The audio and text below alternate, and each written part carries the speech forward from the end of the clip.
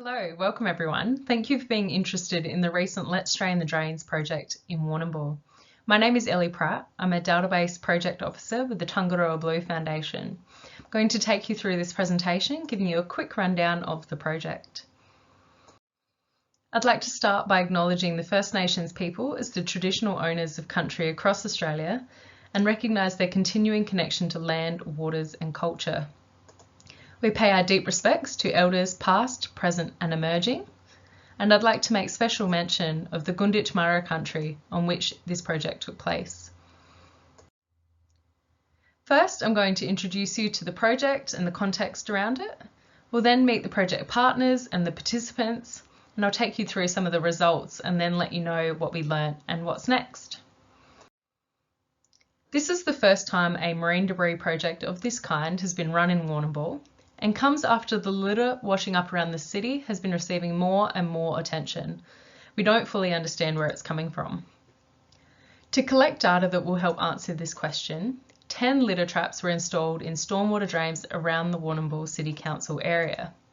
This included in 2 land use types, 5 in the CBD area and 5 in the industrial estate.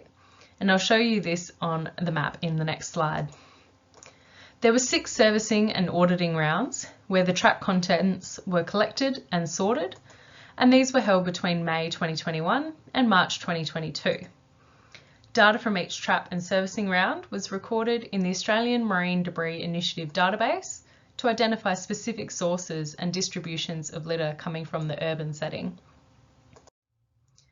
As I mentioned, 5 traps were installed in the CBD area, shown on the right of the map, and 5 in the industrial estate on the left. This project comes off the back of the successful Let's Drain the Drains project in Port Phillip Bay in 2019.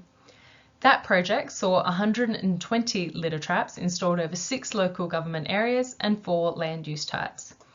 In just the first phase of the project, almost 76,000 macro litter and 677,000 micro litter items were collected from the stormwater drains. Cigarette butts and miscellaneous bits of paper were the top 2 items found. You can scan the QR code at the bottom of this slide to find the project report to delve a bit deeper into that. The Warrnambool Let's Drain the Drains project is funded by the Coast Care Community Grants Program through the Victoria State Government. This project is a unique collaboration involving local Warrnambool people and partners.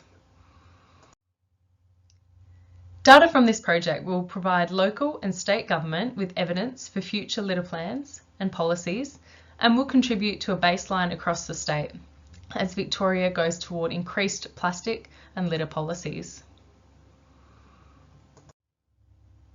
As a reminder, in Victoria there is currently a ban on lightweight plastic bags which began in late 2019. Releasing balloons into the environment was made illegal in July 2021. Problematic single-use plastics will be banned from February next year, and a container deposit scheme will come into effect next year as well. A number of organisations and participants were involved in this project. It was led by the Tangaroa Blue Foundation, with the traps being installed and managed by Clean Water Group, and financial and project support by the Warrnambool City Council, who will also manage the traps after the project is finished. And of course the amazing volunteers who came out to help with the auditing events. The Tangaroa Blue Foundation is an Australia-wide not-for-profit dedicated to the removal and prevention of marine debris. To do this, the foundation created the Australian Marine Debris Initiative, or AMDI, which is an on-ground network of volunteers, communities and organisations that contribute data to the AMDI database and create solutions to stop the flow of litter at its source. AMDI aims to remove debris, collect scientifically rigorous data, track and prevent litter at its source, and educate and raise awareness of the marine debris issue. AMDI has held over 29,000 cleanups with help from 216,000 volunteers. Over 21 million items have been collected. That's almost 2,000 tonnes of marine debris removed from our towns, waterways and beaches. To achieve this, we've worked with over 2,000 partner organisations. Warrnambool City Council has invested in this project to install the traps and work with our team, as well as manage the traps after the project has wrapped up. This has been crucial to the success of the project. The City Council can use this data to empower schools and community to create behaviour changes to reduce litter, inform policies around litter prevention, and longer-term environmental outcomes. Another project partner was Clean Water Group. They work alongside people, community organisations and businesses to stop plastic pollution and marine debris entering our waterways and ocean, and have been a long-term collaborator of the Tangaroa Blue Foundation. They are experts in litter traps and worked with the other partners to identify the best infrastructure for this project. The final partner was the amazing volunteers that came out to help at the auditing events. They were trained in AMD database data collection methodology, which can now be used to help with other cleanups right around the country. Thank you to the amazing volunteers, especially given that COVID-19 was and is still a big threat. We couldn't have done it without you.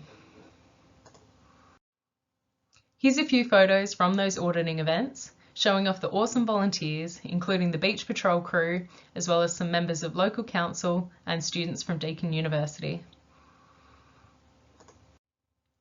Some of the funnier things we found: several snails, some stickers and stars, and even a fake nail. Now let's get into some of the results. The traps were audited 6 times each, with 41 volunteers sorting and counting the litter collected in the traps. Those 41 volunteers put in a combined effort of almost 400 hours. 5,500 pieces of litter were collected, equaling 253 kilograms. Here we can see the top 10 items found. The highest ranking item was foam insulation and packaging, followed by broken glass and ceramics, and then cigarette butts and filters. There are a number of different plastic item categories in that top 10 there, and so when they're grouped by material type, we can see that plastic actually makes up the majority of the litter found at 38%. This is followed by foam at 25%, and then glass and ceramics at 20%. Breaking down the top item categories found by month, we can start to understand if the issue is persistent throughout the year or just at certain times. Highlighted here, you can see that the foam insulation and packaging was relatively high throughout the year, but then really spiked in March 2022. Broken glass and ceramics had significant spikes in November 2021 and March 2022 surveys, but weren't found at all in January 2022. Most other items were relatively stable throughout the year, with just minor fluctuations. When we break down the data by land use type, there was about half the amount of litter found in the traps in the CBD compared to the light industrial zone. The CBD had 1,820 pieces and 62 kilograms, compared to 3,715 pieces and 191 kilograms in the light industrial area. Here we have the top 10 items for the 2 land use types. The colours just show the overlaps between the 2 zones. In the light industrial zone, foam insulation and packaging was number 1, followed by broken glass and ceramics, and plastic bits and pieces. This makes sense when we look at the specific location of the traps. For example, one trap is next to a windows and glass company, which probably uses a lot of foam packaging. Another trap is next to a concrete construction company and has had high levels of glass and ceramics. On the other hand, in the CBD, cigarette butts and filters were number 1, followed by miscellaneous paper, labels and tickets, and then plastic film remnants. This makes sense given that one CBD trap was just down the road from a shopping centre where people might go out to smoke, and therefore had high levels of cigarette butts. Another 2 traps were in parking lots that are used for recreational purposes and might lend themselves to more cigarettes and paper labels and tickets. When we combine the item categories by material type, the light industrial zone had foam as number 1 at 34%, followed by glass and ceramics and plastic, both at 28%. The top 3 materials in the CBD were plastic at number 1 with 57%, and then paper and cardboard at 18% and metal at 9%. Materials like cloth, rubber and wood were not all that high in either zone, with about 1% for each. So what did we learn? That strategic partnerships can make collecting baseline data possible. Stormwater drains are usually overlooked because they're hidden, but they present an extremely valuable way of reducing litter flowing into our waterways and as a data collection tool.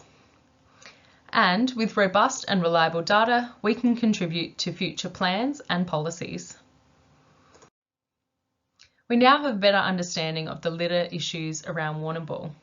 This data can be used to create source reduction plans, as was done in Port Phillip Bay, where there are now 8 plans in place.